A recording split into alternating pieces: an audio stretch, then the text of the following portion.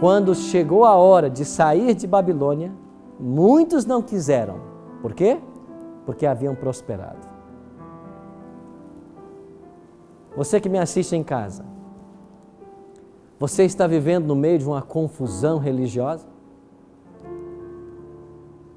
Você está percebendo cada um pregando o que quer pregar? Doutrinas diferentes, credos diferentes, uma verdadeira confusão. Se você é um sincero filho e filha de Deus, Deus está fazendo um apelo para que você saia de Babilônia. Saia dessa confusão e se junte ao povo que crê na Bíblia e em todas as verdades que ela prega. O último apelo de Deus a esse planeta Terra, antes da sua volta, é: saia de Babilônia. E Deus já está reunindo os seus filhos fiéis. Deus já está reunindo o seu povo, porque muitos estão saindo das trevas, da ignorância, e estão se unindo àqueles que guardam os mandamentos de Deus, aqueles que obedecem a tudo que a Bíblia ensina, e não apenas um testamento, não apenas um livro, não apenas uma doutrina. O apelo é para você: saia de Babilônia.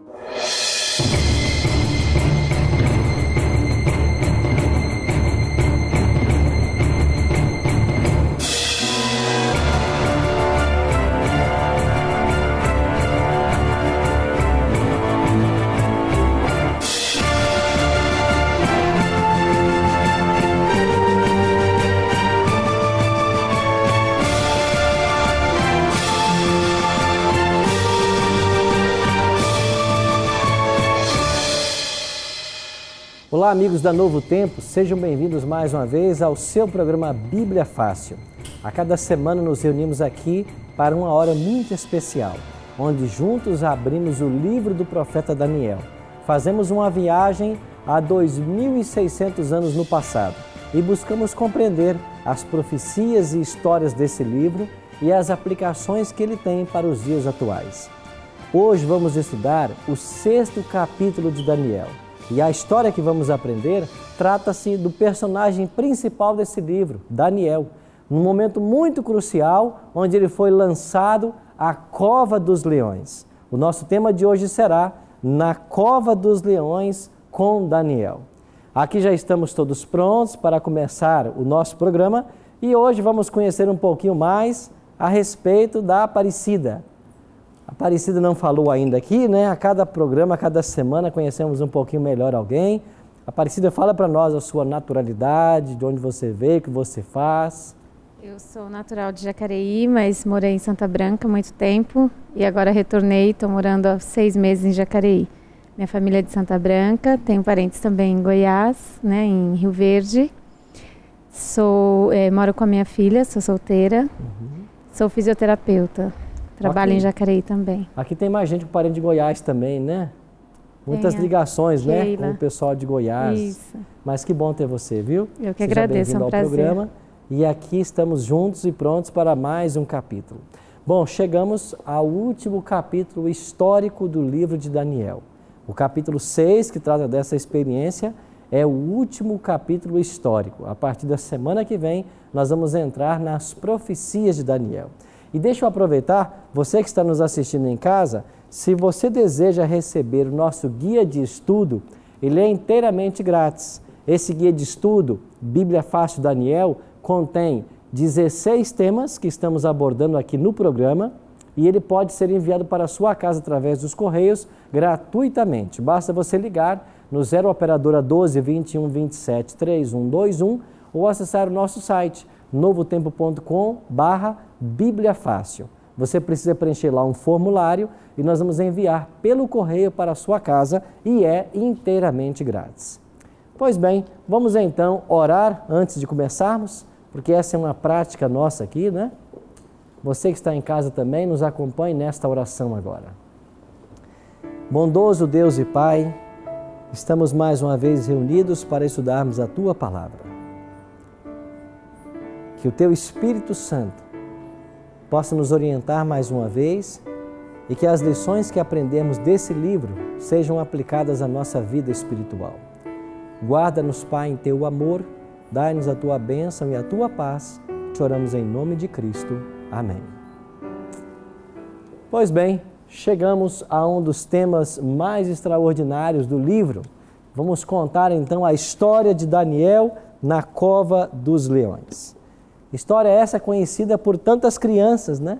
As crianças se apaixonam por essa história em ver como o Deus de Daniel pode livrar.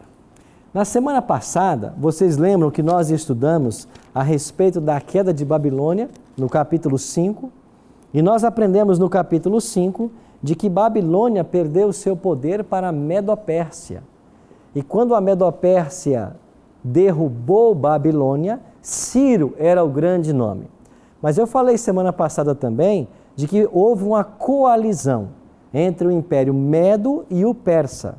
Ciro liderava de um lado e Dario por outro. Quando Ciro assume o controle da Babilônia, o primeiro a reinar não é Ciro, mas é Dario, quem vai reinar por 2 ou 3 anos. Nesse período que Dario está reinando, é que acontecem os incidentes do capítulo 6.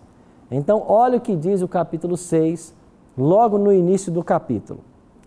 Pareceu bem a Dario, assim que Ciro derrotou Babilônia, e ele foi constituído rei, constituir sobre o reino a 120 sátrapas, que estivessem por todo o reino, e sobre eles 3 presidentes, dos quais Daniel era um, aos quais esses sátrapas dessem conta, para que o rei não sofresse dano. Olha a estrutura política que o Império Medo-Persa montou. Dividiu o território em 120 satrapias, colocou um sátrapa para cada uma dessas satrapias e sobre os 120, 3 presidentes. E Daniel era um desses. Daniel era um homem tão fiel e tão admirado que o costume de um império, quando dominava o outro, era certamente depor todo mundo que fosse leal ao império caído. Não é essa a lógica? Você já pensou agora, a Medo-Pérsia vence Babilônia e Daniel, que era um assessor direto em Babilônia, que era um dos principais nomes, não foi deposto. Pelo contrário, o império manteve ele no poder. Olha que visão eles tinham de Daniel. Era um homem de Deus, um homem tremendo. E então Dario logo percebeu de que Daniel era um homem diferenciado e o colocou como um dos presidentes. Agora, o que aconteceu? Daniel começou a se destacar. Por quê? Por causa da sua fidelidade a Deus, por causa da sua sabedoria, Daniel começou a se destacar. Olha o que diz o versículo 3. Então mesmo Daniel se distinguiu desses presidentes e sátrapas, porque nele havia o quê? Um espírito excelente. É claro que o Espírito de Deus atuava na vida desse homem. E o texto diz, e o rei pensava em estabelecê-lo sobre todo o reino, não apenas sobre os 120 sátrapas, mas sobre os outros 2 presidentes também. E esta intenção do rei provocou ciúmes. E o que aconteceu? Então os presidentes e os sátrapas procuravam ocasião para acusar a Daniel a respeito do reino, mas não puderam achá-la, nem culpa alguma, porque ele era fiel e não se achava nele nenhum erro e nem culpa. Será que se a minha vida e a tua vida passasse por uma CPI, será que eles descobririam coisas vergonhosas? Será que nós temos coisas que fazemos que ainda desagradam a Deus? Será que nós lidamos com o próximo de uma maneira ainda desonesta? Em nossos negócios, em nosso trato, em nossa escola, em nosso ambiente de trabalho? Como lidamos com os colegas? Daniel era um homem, quando a sua vida foi submetida ao mais profundo escrutínio, nada acharam para acusá-lo. Que exemplo para todos nós! Esse é um exemplo de cristão que nós devemos ser. É esse tipo de cristão que o mundo espera ver. Homens retos, honestos, que fiquem de pé pela verdade, que não se deixem levar por políticas, que não se deixem levar pela pressão. Assim era Daniel. E o que então eles disseram? Nunca acharemos ocasião alguma para acusar este Daniel, se não a procurarmos contra ele, aonde? Na lei do seu Deus. Nós temos que saber qual é a lei dele, o que ele segue, o que ele faz, para tentar acusá-lo de alguma forma. Mas quando eles foram analisar a vida de Daniel no aspecto espiritual, também não havia problema. Então eles teriam que criar um problema. Então esses presidentes, eles tiveram uma ideia. Qual foi a ideia que eles tiveram?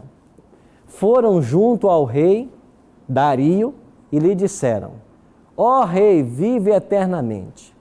Todos os presidentes do reino, os prefeitos e os sátrapas, conselheiros e governadores, concordam em que o rei estabeleça um decreto e faça firme o interdito, que todo homem que por espaço de 30 dias fizer petição a qualquer Deus ou a qualquer homem, e não a ti, ó rei, seja lançado aonde?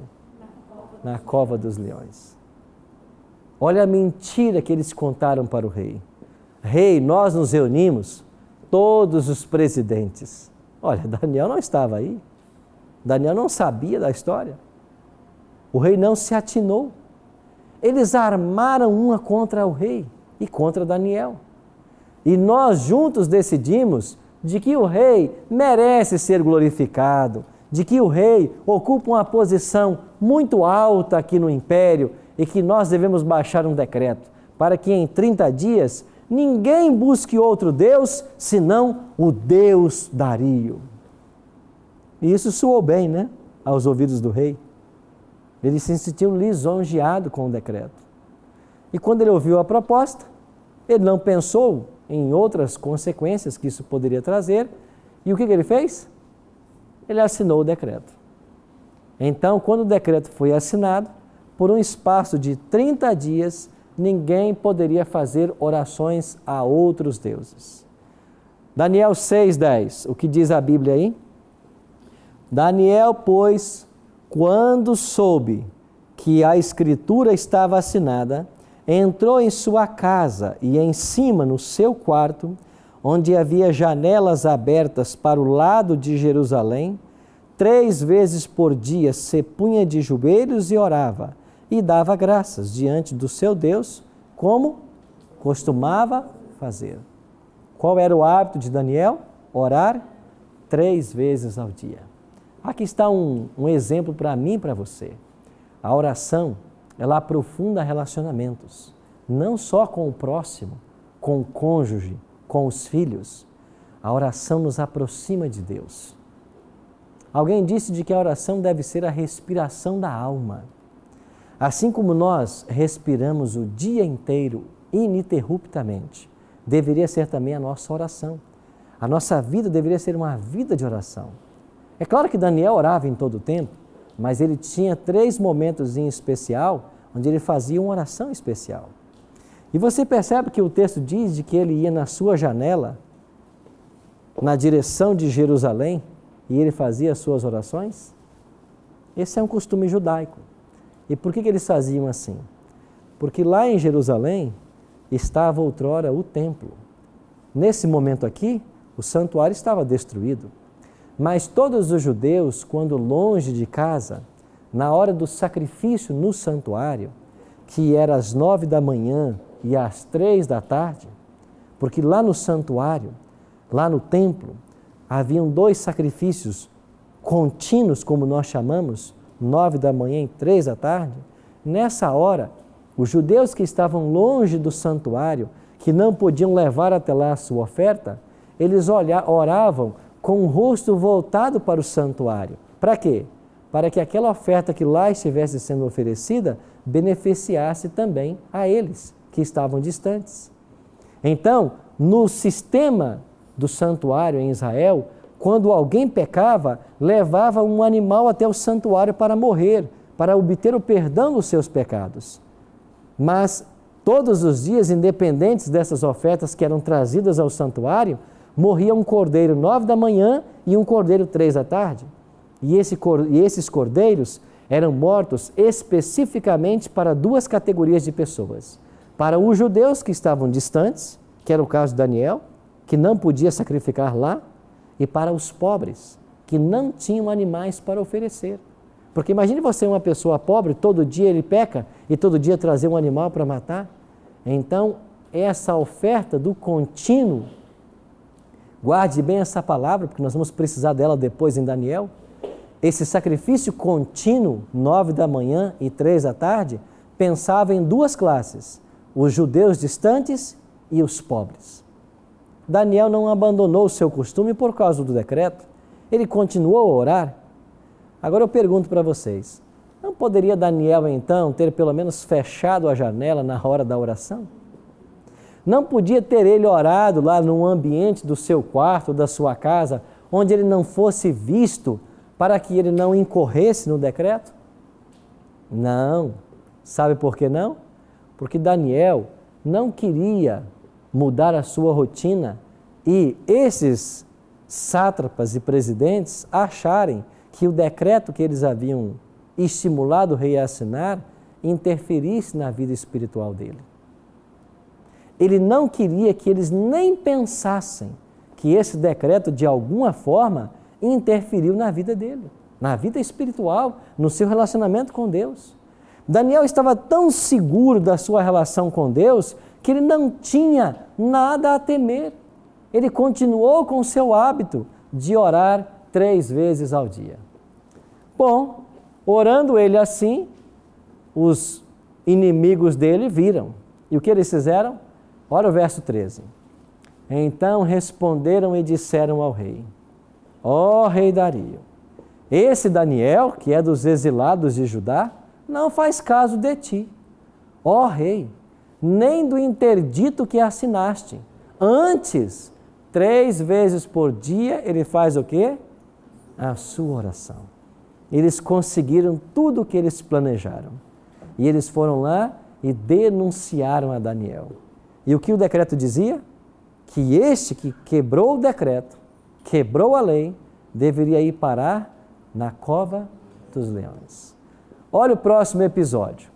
Tendo o rei ouvido estas coisas, ficou muito penalizado e determinou consigo mesmo livrar a Daniel e até ao pôr do sol se empenhou para salvá-lo. Dario já era um profundo admirador de Daniel. E quando eles trouxeram a notícia de que ele estava quebrando o decreto, foi aí que a ficha caiu. Foi aí que Dario entendeu a armação que eles haviam feito. Mas agora, ele faria o possível para livrar Daniel. Mas sabe o que disseram os presidentes e sátrapas para o rei Dario? Dario, um decreto de um medo e persa não volta atrás. Os nossos decretos são irrevogáveis. Você não pode voltar atrás, porque uma lei de medos e persas, ela não pode ser impugnada, ela não pode voltar atrás. E então Dario não pôde fazer nada. O que ele então fez? Ordenou que trouxessem a Daniel e o lançassem na cova dos leões. Disse o rei a Daniel: o teu Deus, a quem tu continuamente serves, que ele te livre. Vamos tentar parafrasear aqui. Daniel, sinto muito pelo que eles armaram. Eu não queria fazer isso com você. Eles me enganaram. E eu não posso fazer mais nada agora. Eu espero que o seu Deus, a quem você serve, livre você. Eu espero sinceramente que você seja poupado. E o que fez o rei? Diz a palavra de Deus de que ele foi lançado, o rei mandou que ele lançassem Daniel à cova, e uma pedra foi trazida e posta sobre a boca da cova. Selou-a o rei com o seu próprio anel e com um dos seus grandes, para que nada se mudasse a respeito de Daniel. Pastor Alexandre? Pastor Arilton, nós vemos, voltando um pouco mais no início do capítulo ali, nós vemos que o rei Dario conhecia o Deus que Daniel servia. Aham. Sabia de quem era o Deus de qual Daniel servia e falava desse Deus.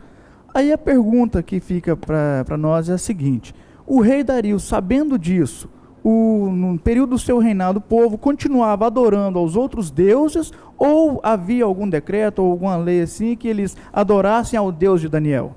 Antes desse decreto dos sátrapas, dos prefeitos ali, para prenderem Daniel. Esse evento teve acontecimento logo depois que a Medo-Pérsia derrotou a Babilônia. Então, quem sabe, o contato de Daniel com Ciro e com Dario estava apenas no seu início.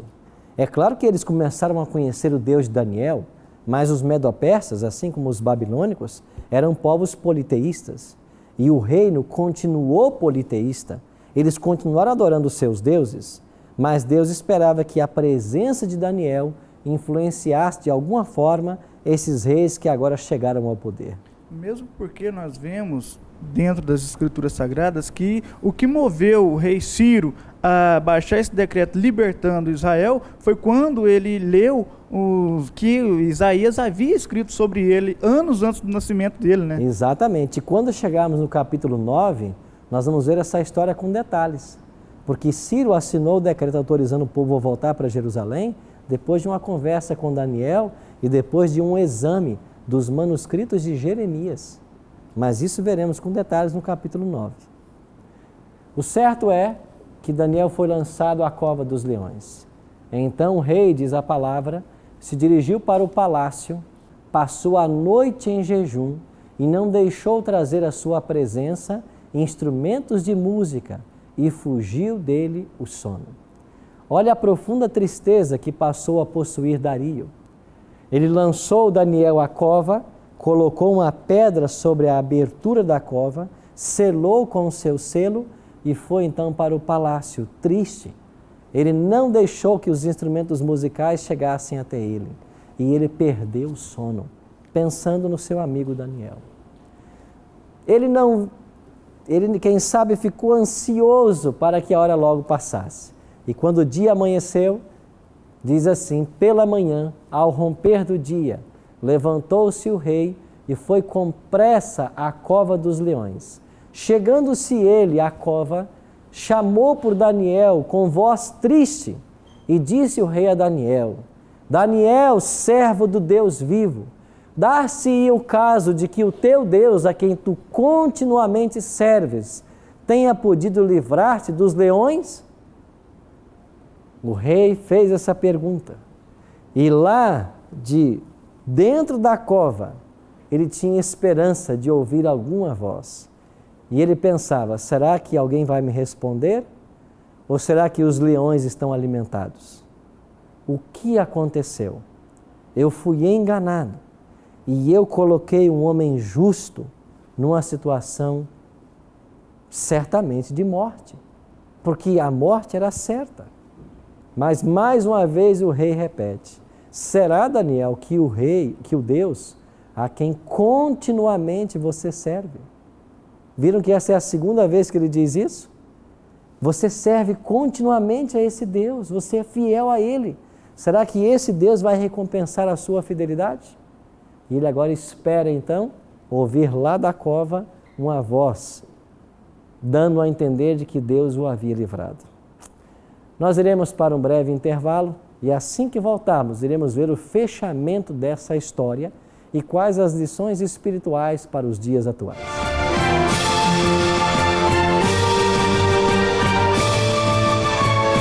Talvez você está vivendo um problema financeiro, falta de emprego. Talvez o seu problema é com o cônjuge. O casamento não vai bem, você está à beira de um divórcio. Talvez o problema seja com os filhos. Você não está sabendo como lidar com esses adolescentes. Parece que a família vai desabar a qualquer momento. Eu não sei o problema que você está vivendo, mas eu sei de uma coisa. O Deus de Daniel está aí do seu lado agora. E Ele vai estar com você no momento mais difícil da sua vida. Ele vai estar ao seu lado. Ele vai te ajudar a superar essa prova. O que nós precisamos? confiar nele. Não importa o tamanho do problema que você está vivendo, se você confiar em Deus, a história vai terminar bem, porque com Deus, o final sempre será feliz.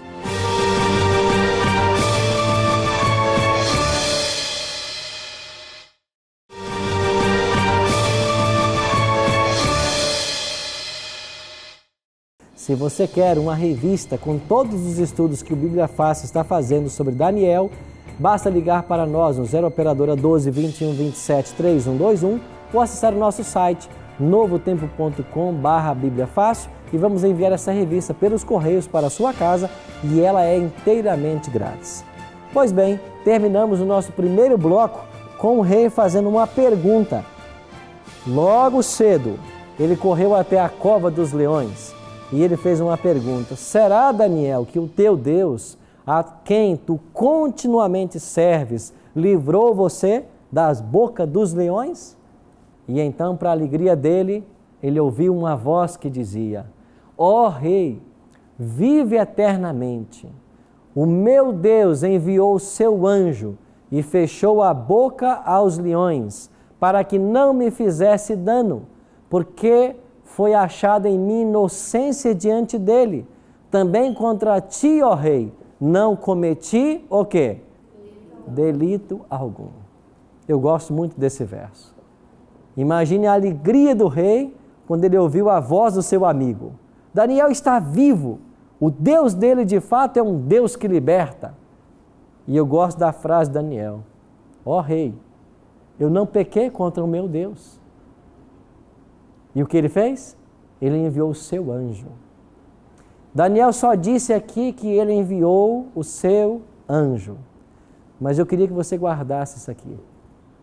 Porque no livro de Daniel, um anjo especial vem para conversar com ele, para cuidar dele.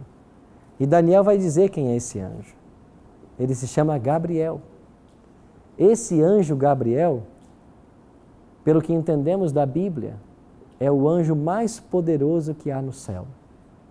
E esse Gabriel, ele passa a vir em Babilônia para cuidar de Daniel e para ajudar Daniel a preparar o livro que hoje nós temos em mãos. Esse anjo Gabriel, ele só vem à Terra quando existe um conflito direto entre o bem e o mal. E nós vamos ver que no livro de Daniel, o grande conflito entre o bem e o mal está demonstrado. Entre o Deus verdadeiro e os deuses pagãos. Aqui há um grande conflito. E quando o próprio mal chega para destruir os filhos de Deus, Deus enviou o seu anjo. E nós vamos descobrir aqui que Gabriel tornou-se um anjo que passou a cuidar de Daniel. O anjo que o Senhor enviou fechou a boca dos leões. Eu fico imaginando com que alegria então o rei, olha o que diz o texto: então o rei se alegrou sobremaneira e mandou tirar a Daniel da cova. Assim foi tirado Daniel da cova e nenhum dano se achou nele, porque crera no seu Deus. O rei agora, para fazer justiça, ele tomou uma outra atitude. O que ele fez? O rei então ordenou que fossem trazidos aqueles homens que tinham acusado a Daniel e foram lançados na cova dos leões. Eles, seus filhos e suas mulheres.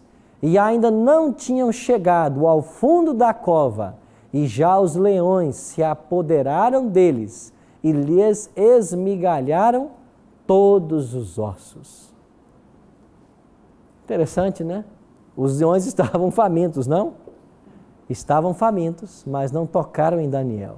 Por que não? Porque esses animais irracionais viram ali a presença de um ser celestial. Eles não podiam fazer nada contra isso.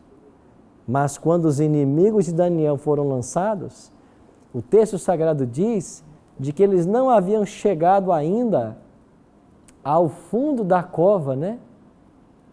Quando os leões já avançaram neles e mataram a todos.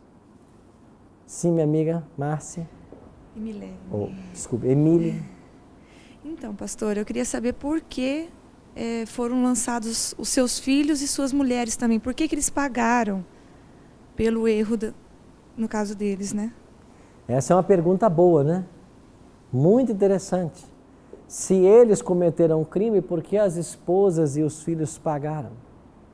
Você lembra de algum texto no Antigo Testamento, quando Deus manda o povo de Israel ir pelejar contra alguma nação, e Deus dá uma clara orientação: matem a todos os homens, a todas as mulheres, a todas as crianças e a todos os animais? Isso aconteceu mais de uma vez no Antigo Testamento. Por que Deus mandava matar a todos? Por que agora morreram também as mulheres e os filhos?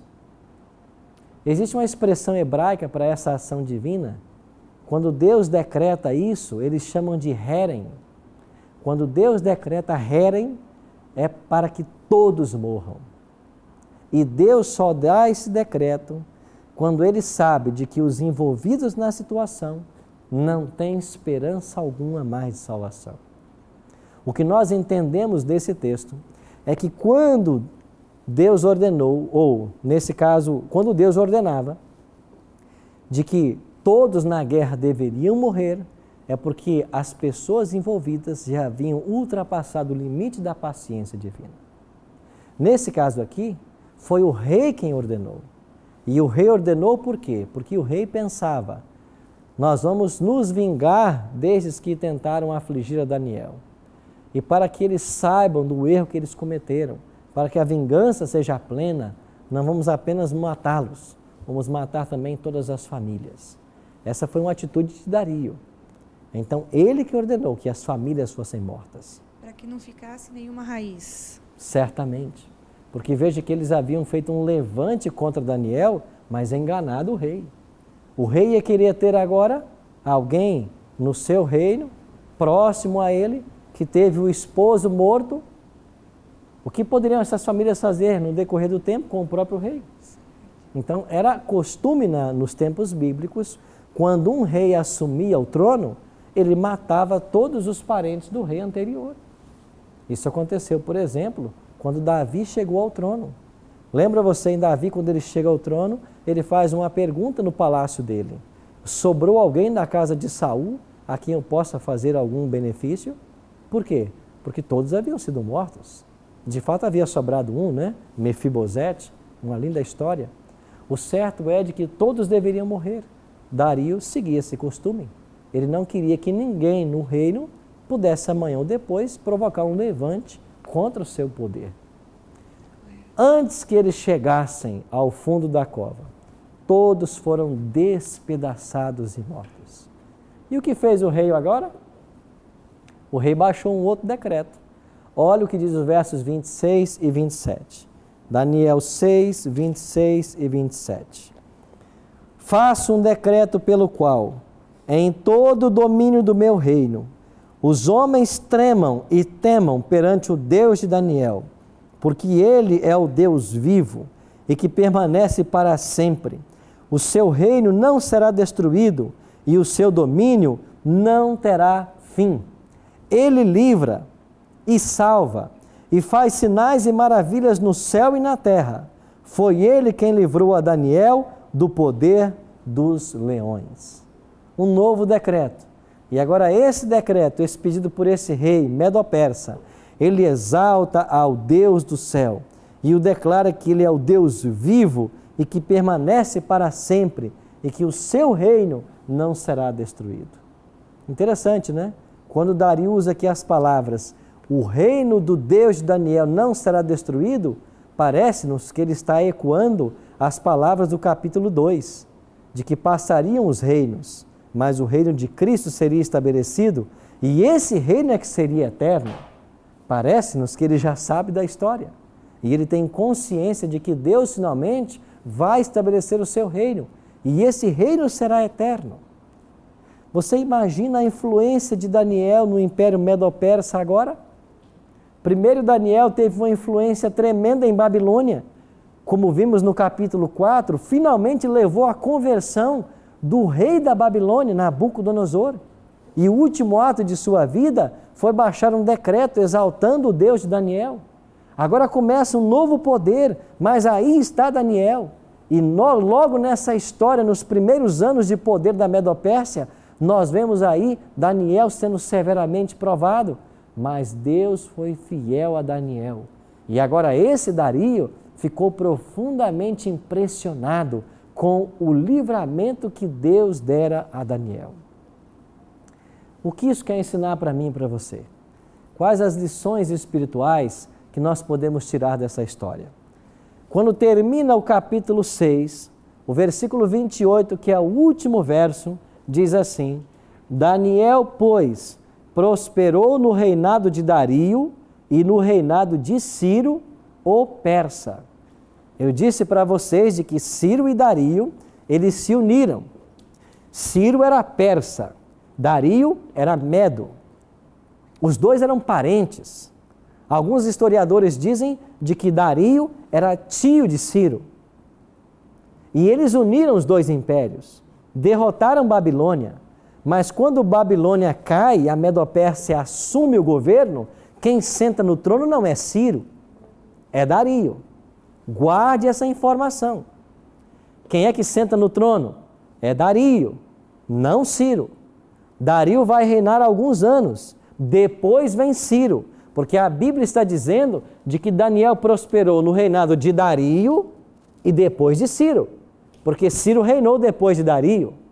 Guarde essa informação, ela é importante. E diz aqui que ele prosperou. Sabe quem é que prospera?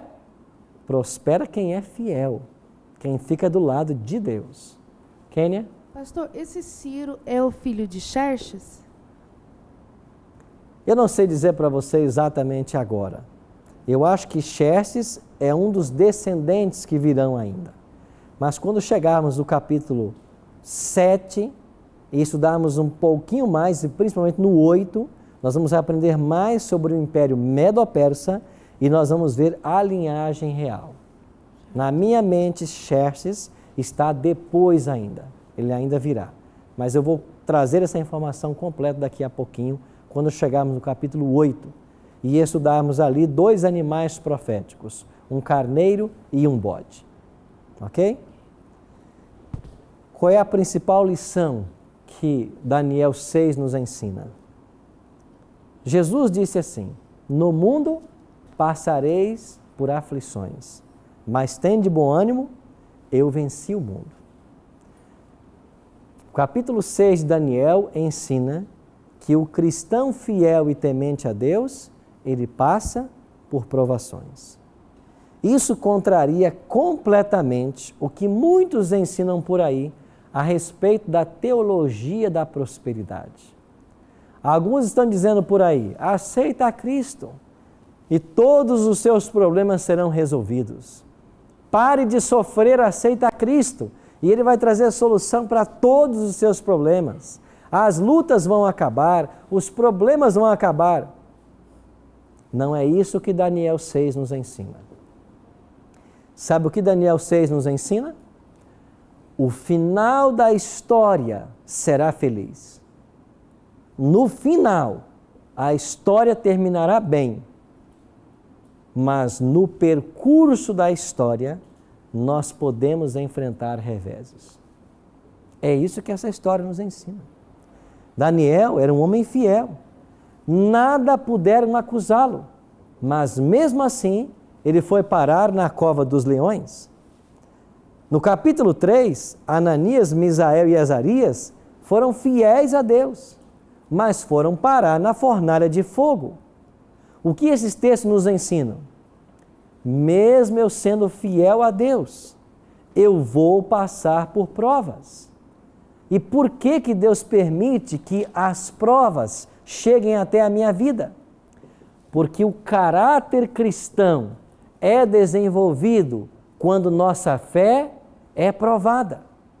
Deus frequentemente permite passarmos por tentações para nos capacitar a crescer. Para irmos para o céu, o nosso caráter tem que ser lapidado. E a única forma que Deus tem de trabalhar o nosso caráter é através da provação. Assim como o ouro, para ser embranquecido e purificado, ele tem que ser passado no fogo, o cristão da mesma forma. E as provas que nos chegam são oportunidades que Deus nos dá para crescermos, para vencermos. E Daniel é uma prova disso. Então, no percurso da vida cristã, Deus não nos promete livrar dos problemas, mas Ele promete uma coisa: estar com todos nós no problema. Por isso, talvez, nós estejamos passando por um problema na família. Talvez alguém esteja enfrentando um problema sério de saúde, ou uma grave doença, melhor dizendo. Eu não sei qual é o problema que nós, ou que você está enfrentando, né? Mas Deus vai estar com você no problema. Você que nos assiste em casa, eu não sei qual é o problema que você está passando nesse exato momento. Talvez essa semana, alguém que você muito ama foi diagnosticado com um câncer. Talvez você está vivendo um problema financeiro, falta de emprego. Talvez o seu problema é com o cônjuge. O casamento não vai bem, você está à beira de um divórcio. Talvez o problema seja com os filhos. Você não está sabendo como lidar com esses adolescentes. Parece que a família vai desabar a qualquer momento. Eu não sei o problema que você está vivendo, mas eu sei de uma coisa. O Deus de Daniel está aí do seu lado agora. E Ele vai estar com você no momento mais difícil da sua vida. Ele vai estar ao seu lado. Ele vai te ajudar a superar essa prova. O que nós precisamos? Confiar nele. Não importa o tamanho do problema que você está vivendo. Se você confiar em Deus, a história vai terminar bem. Porque com Deus, o final sempre será feliz.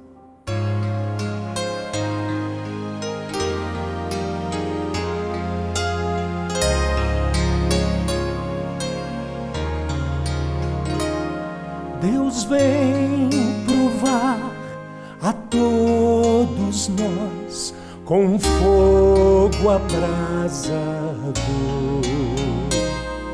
Quem ousa então se submeter à chama desse amor, vem qual bronze ou como a prata, como ouro impuro, então todos com seus sofrimentos pelo fogo mudarão. Fogo refinador é tudo que eu almejo aqui.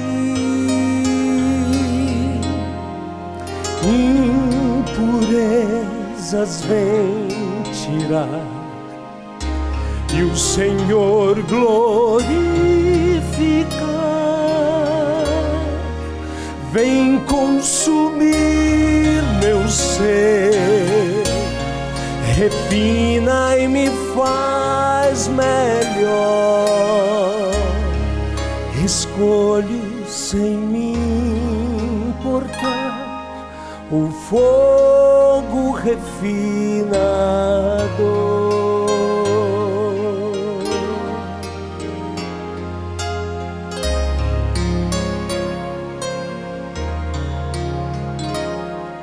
Aprendo agora a confiar no toque especial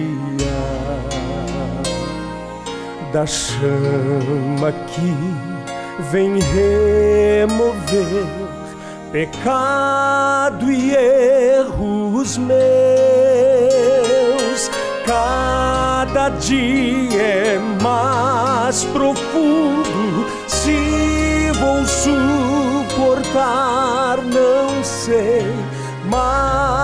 de Cristo vem a força, me sustenta até o fim.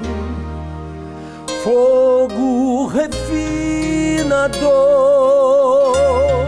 é tudo que eu almejo aqui.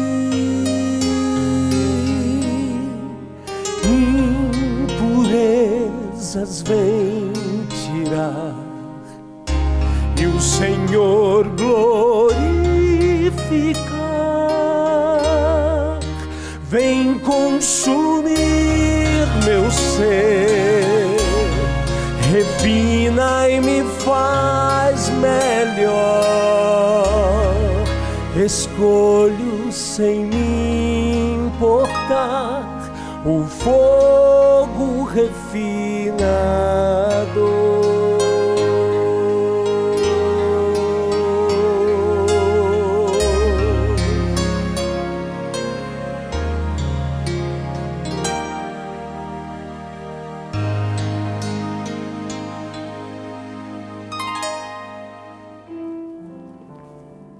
Talvez você esteja passando por um momento muito dramático da sua vida. Para você a promessa é: Deus vai purificar o seu caráter, assim como o ouro necessita ser purificado pelo fogo. Essa provação que Deus está permitindo fazer chegar à sua vida, ela tem um propósito. Os filhos de Deus não sofrem à toa. Deus não permite que nenhuma situação nos chegue, que Ele não transforme isso para o nosso benefício. E eu queria que você tomasse a sua Bíblia e lesse comigo o que está escrito em Romanos, no capítulo 8, quando o apóstolo Paulo faz para todos nós uma preciosa promessa. Romanos 8, verso 28, o apóstolo Paulo disse assim: sabemos que todas as coisas cooperam para o bem daqueles que amam a Deus, daqueles que são chamados segundo o seu propósito. Todas as coisas cooperam para o bem dos que amam a Deus. Se você talvez está deitado num leito agora, aproveite e olhe para o céu. Deus colocou você nessa cama porque Ele tem um propósito para a sua vida. Talvez se você não parasse aí onde você está agora, você nunca teria tirado tempo para pensar nele. Você não teria se apercebido que Ele existe, que Ele tem um plano para você. Talvez você esteja passando por um momento agora em que na família há problemas, mas tudo que Deus está permitindo tem um propósito. O propósito é, Ele quer purificar você. Porque para entrarmos nos céus, o nosso caráter tem que ser purificado. E Deus só pode fazê-lo mediante a aprovação. Não diga que quando você for provado, Deus não está comigo. Quando as coisas não caminharem bem, diga: Deus me abandonou. Não diga isso. Saiba que Deus está conduzindo a sua vida. E a promessa não é que a nossa vida não terá aflições, porque Jesus não prometeu isso. Mas Ele prometeu que no final da história, o final será feliz. E eu quero dizer para vocês uma coisa: a sua história ainda não terminou. A sua história ainda não terminou. Mas em Filipenses 1, verso 6, o apóstolo Paulo promete: aquele que começou boa obra em vós, há de completá-la até o dia de Cristo Jesus. Ele está trabalhando com todos nós. Não é essa semana, não é agora. Ele começou isso desde o nosso nascimento.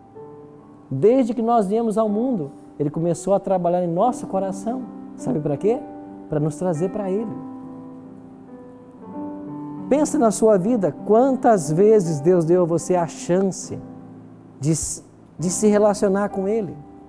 Quantas oportunidades o céu te deu para você reconhecer de que há um Deus que reina. E a prova que você está passando agora é mais uma oportunidade. O momento que você está vivendo é mais uma chance. Por isso, não desperdice. Abra o seu coração. Entregue sua vida a esse Deus. Confie nele. Porque mesmo que você pare um dia no fundo da cova, Ele vai estar aí. Ele vai enviar o seu anjo, um poderoso anjo do céu. Para quê? Para proteger você, para guardar. Porque você é a coisa mais preciosa que Deus tem. Ore comigo. Pai Santo, obrigado pela certeza de que nós somos preciosos aos Teus olhos. Obrigado pela certeza que a Tua palavra nos oferece, de que nós nunca seremos provados além das nossas forças. Obrigado pela certeza que a Tua palavra nos dá, de que junto com a prova virá o livramento e de que todas essas provas contribuem para o nosso bem, para que o Senhor complete em nossa vida a obra que um dia o Senhor começou. Por isso, Pai, abençoe a todos nós reunidos aqui no Cevisa nesta hora e aqueles que nos assistem em casa.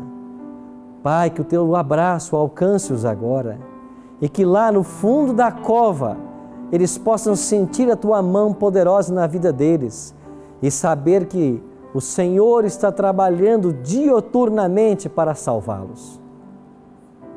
Que a Tua salvação nos alcance nesta hora. É a nossa oração. Em nome e por amor de Jesus. Amém.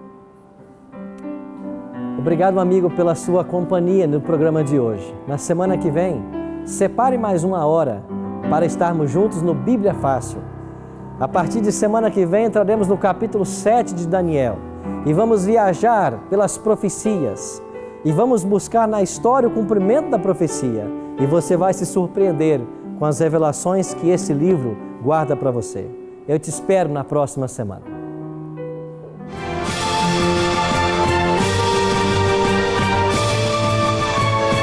Na semana que vem, nós iremos aprender com detalhes o chifre pequeno e o que ele representa.